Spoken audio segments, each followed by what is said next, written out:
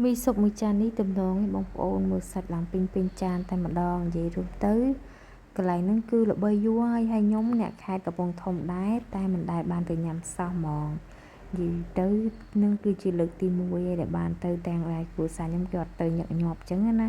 ហើយខ្ញុំបបួលពួក IT ដែរប៉ុន្តែចេះតែឃ្លៀងហើយឥឡូវគាត់ក៏អត់បានញ៉ាំដែរអញ្ចឹងចាំមកជើងក្រោយតែម្ដងទៅហើយកាទៀវកន្លែងហ្នឹងគឺនៅម្ដុំ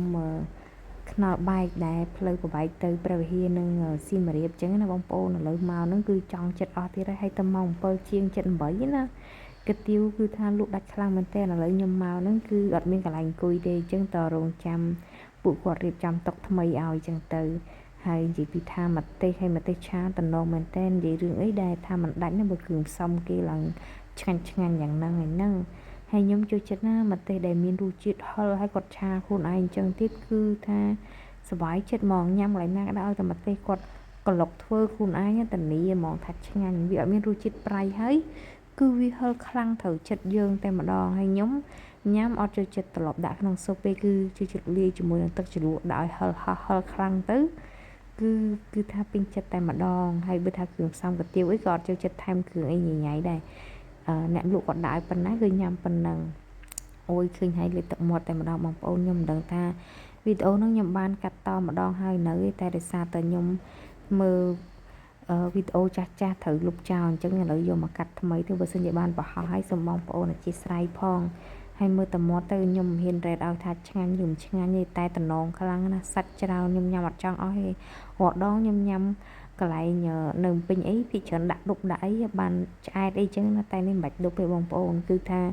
ឡើងណែនចានទាំងសាច់ទាំងមីគឺថាពេញចិត្តស្ដោកហ្មងប្រឹងញ៉ាំណាតែឆ្ងាញ់ហើយមើលតែមាត់ទៅហើយខ្ញុំអត់សូវចេញវីដេអូមុននឹងដោយសារតែមុខខ្ញុំនឹងរៀងយ៉ាក់មែនតែនហ្មងដល់ពេលចឹងអត់តន់ទទួលស្គាល់ការពិតថាយើងនឹងពិតជាណែថាខ្ជិលនិយាយតែម្ដងទៅដូចលក្ខណៈថាបងប្អូនមើលដឹងហើយប៉ុន្តែមើលមាត់វិញឥឡូវនិយាយថាតំណងមែនតែជាពិសេសខ្ញុំមនិតពូ IT ហ្មងញ៉ាំដោយសារអីចង់បបួលគាត់មកញ៉ាំកន្លែងហ្នឹងយូរហើយពួកអីខ្ញុំនៅកំពង់ធំជាង30ឆ្នាំហើយណាហើយកន្លែងហ្នឹងល្បីយូរខ្លាំងមែនតើអត់ដែលបានមកញ៉ាំសោះដល់ពេលបានមកញ៉ាំគឺថាត្រូវចិត្តសូម្បីតែប្រហិតសាច់គោអីក៏គាត់ធ្វើខ្លួនឯងដែរធ្វើពីសាច់គោអីចឹងណាហើយញ៉ាំទៅគឺថាពេញមាត់ហើយឆ្ងាញ់ហើយបងប្អូនបាច់ឆ្ងល់ថាហេតុអីបានខ្ញុំញ៉ាំហើយខំមួយកណាត់ចឹងអត់ដោយសារតែខ្ញុំចូលចិត្តជ្រលក់ទឹកជ្រលក់ហឹលនឹងឯងអញ្ចឹងខ្ញុំចូលចិត្តញ៉ាំអីណែនមាត់ហើយខ្ញុំចូលចិត្តញ៉ាំប៉ុន្តែគឺញ៉ាំបែបលក្ខណៈធម្មតាអញ្ចឹងបើដាក់ពេញមាត់ក៏បានតែខ្ញុំចូលចិត្តយកមកជ្រលក់ឥឡូវញ៉ាំហើយ